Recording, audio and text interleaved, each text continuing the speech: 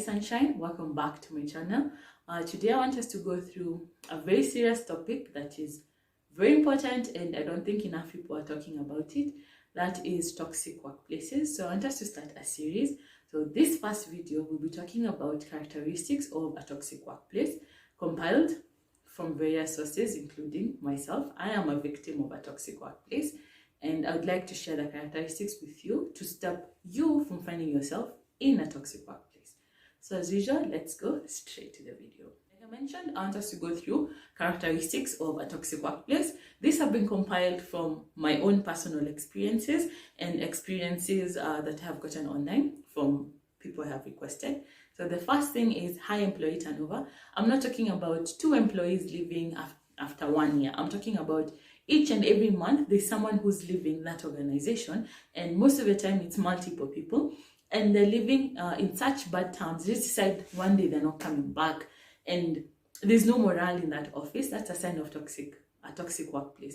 No one wants to stay there. People are looking for opportunities, and they leave without even giving the 2 weeks notice or 1 month notice, leave in bad terms, leave in a hurry, and they don't even mention they worked in that organization. That's the first one. The second one, everyone in that organization keeps getting sick. Like, people become physically ill.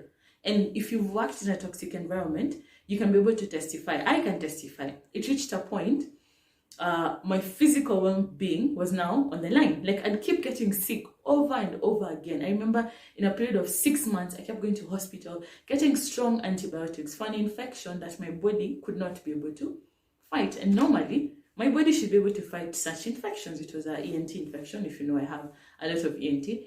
So for 6 consecutive months, you go get the injection for a week, you're getting injections, strong antibiotics. So most people in that organization are sick. People just keep getting sick left and right. People just want to go and leave. People want to go for sick leave.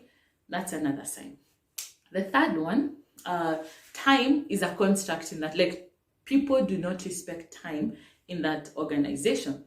So the first thing is, people expect you to come earlier. If you're supposed to report at 8, people want you to be there at 7. If you're leaving at 5, people want you to be there until 8 p.m. And most of the time, they want you to work the hours that the boss has decided on that day. When you enter the organization, usually sign a contract and it stipulates the working hours, Monday to Friday, and if you work on Saturday, from what time to what time. But these toxic places don't respect that. They expect you to come earlier. Lunchtime is just a figment of imagination. They want you to work during lunchtime. They want you to work overtime. No one wants to pay you. And if you're supposed to have if you're supposed to be working on Saturday, you'll find like you're supposed to, for example, in my case, you're supposed to work from 8 to like 12. So at around 11:50, then that's when the boss would come and he would stay until 4. And you couldn't leave until he left. If you try to leave, the next time you'll be called in the office for a disciplinary case of why don't you want to work? And do you know how lucky you are to be working here? Such type of conversation. So that's a sign of a toxic workplace. Another sign is everyone in that organization is working on eggshells. From the secretary to the driver to the messenger, all employees, no one is at ease in that organization. When the door opens, everyone is jumpy. If a pen falls, people are reacting as if it's a bomb that has fallen down. And when you describe this to someone who's not been there, they think it's a joke. But when you're in that situation, eventually even your body starts to react like that. Because immediately this person, especially the bosses, when they come, problems start. Oh, this has not been done, this has not been done. Why are you just looking at me like that? Why are you seated like, you don't have something to do? That brings in another issue and then becomes a whole mess that you were not preparing for, and personally, I don't think you should be going through that.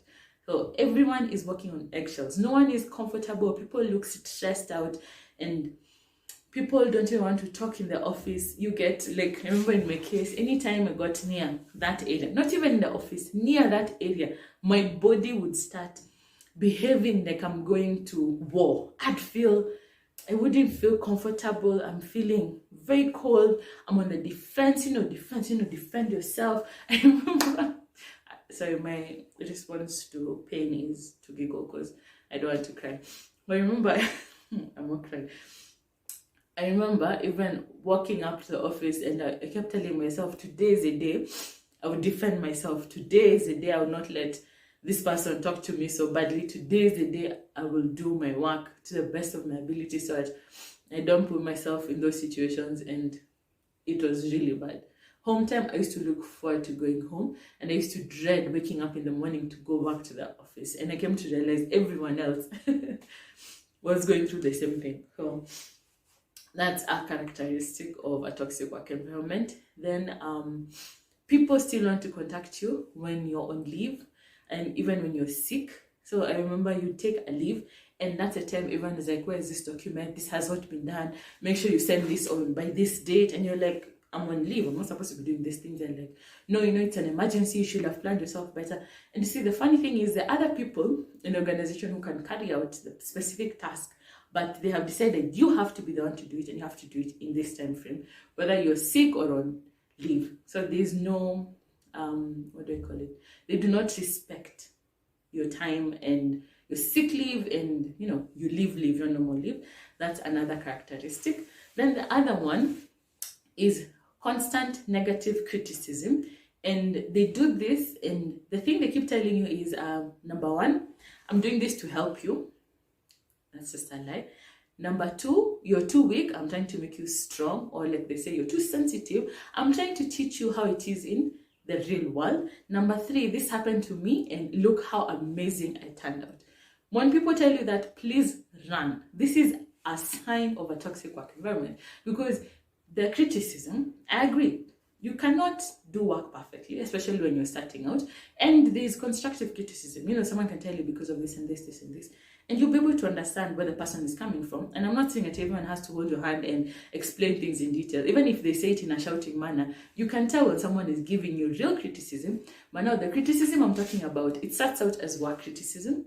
Then now when you work, there's nothing else to criticize in your work. Now it becomes personal.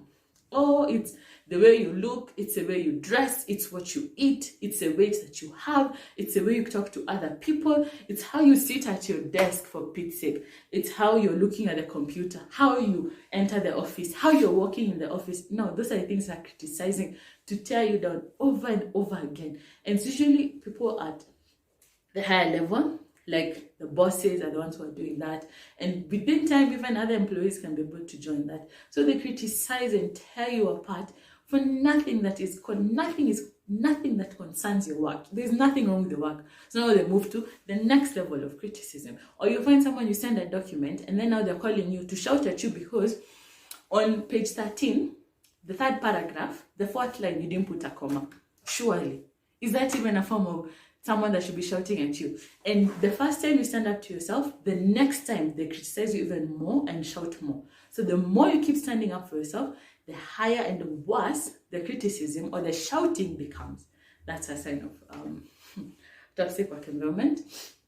The other one is employees are treated differently. So you have different employees treated differently, especially by the bosses. So you'd find there's this one employee who's been put on a pedestal, and they have decided this is a golden child. And I want to give a disclaimer. In our work environment, even in life, people perform differently than those who are really gifted in some things. I accept. And people have been recognized, people are given trophies, people are given promotions, that is fine. But when you're in a toxic work environment, this person will be put on a pedestal and the rest of you will be criticized and told, why can't you behave exactly like this person? That's when you know it's a red flag. Because at the end of the day, if it was about work, they tell you, this person has been going to achieve sales of 80%. You're here at 40%. What can you do to reach the 80 or surpass? Or give a bonus to the person who reaches 90% sales. You see, that's a way of encouraging people to work and be more productive.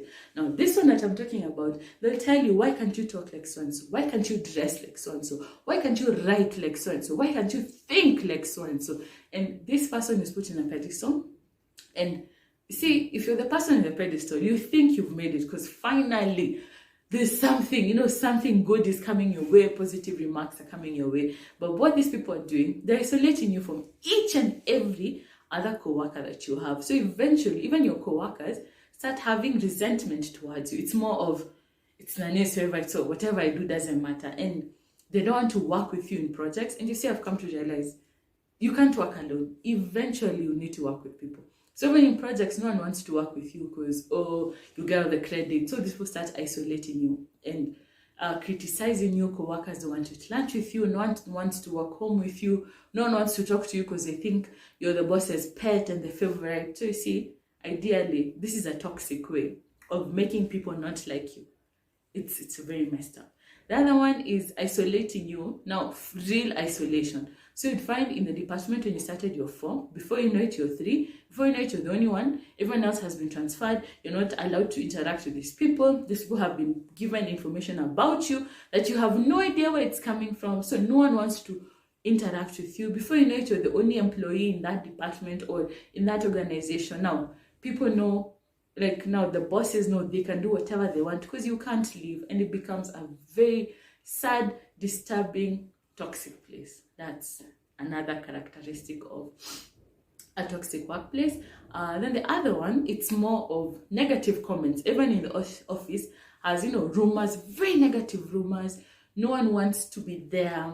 People are, looking for excuses not to come to that office. People are always talking negative about bosses, about joining. Then you find, this older employees who've worked there for 10 years, they just look so depressed and so sick, and they tell you they can't leave because they're almost retiring and they need the retirement benefits. I remember someone told me that, and honestly, I've never felt so sad for anyone like I felt for that man. For someone, an old man, to tell you, I can't leave this workplace no matter what they do because I know I need that retirement. It's very, very sick. It makes you feel very sad, and if you can't, please don't let yourself reach that point. Then other one is when it comes to projects, there's no clarity. When you're carrying out a project, it's very clear. This is a start date, this is estimated end date, this is a budget, this is expectation. But when you're in toxic workplaces, especially the higher level bosses and employees, no one wants to clarify what is expected of you. When you don't know what is expected of you, how are you supposed to smash targets? When you don't know what the targets are, you inquire about the targets, you get, this shouting for nothing. People are just, everyone is on eggshells. Are like, you learn as you continue. No one wants to tell you what is expected of you in a project. No one wants to involve you in meetings. There are meetings that discuss these things in integrity, especially with the end customer. No one wants you to attend that, but they expect you to miraculously be able to deliver what the client wanted. That is a key example of a toxic workplace. And lastly, no one, don't know why I am crying. No one wants to share ideas, new ideas, even yourself. You don't want to share new ideas because at the end of the day, the bosses want to always appear right. So if there's an idea that has been shared and you can see something that will make it not work, if you share that, it becomes now a shouting match, and this person starts telling you, I have been working for longer than you have been alive. How dare you talk to me like this? You have put it in a very simple, very calm, professional manner, just requesting for a change, but they will not listen to you because they're the ones who are right. You're always wrong. So new ideas, you cannot give new ideas. Cannot criticize what is there. You cannot improve on anything because everyone just tells you that's how we do everything. That's how things have been done, and that's how things will always be done, and no one wants to listen to you. So after all this, of course, physically, you start looking a mess. You start, either you lose a lot of weight or you gain a lot of weight. Your hair is also falling out.